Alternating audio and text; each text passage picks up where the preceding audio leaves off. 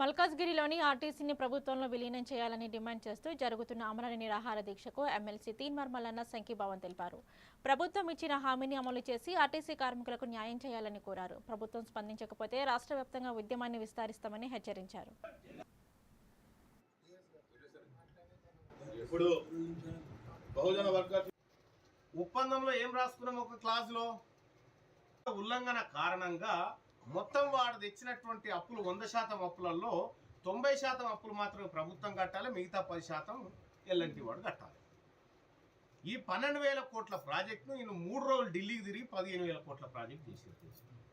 కేవలం కిషన్ రెడ్డి, రేవంత్ రెడ్డి వీళ్ళు దూపకు పంచుకోవడానికి 1,200 కోట్ల రూపాయలు ఎల్ఎన్టీ దగ్గర లంచం తీసుకున్నారా లేదా? మరి ఇప్పుడు ఆర్టీసీని విలీనం చేసి ఏడంగా వస్తాయి? రావు కదా. ఇప్పుడు నీకు ఆర్టీసీ మీద లేని ఇంట్రెస్ట్ ఎల్ఎన్టీ మీద ఎందుకు వచ్చింది?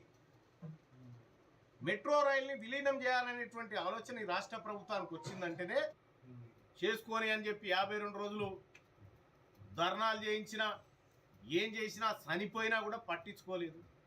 కానీ ఆడున్నాడు కేసీఆర్.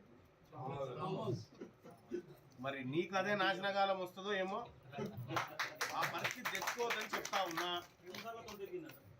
2 సార్లు కింద పడ్డాడు కేసీఆర్.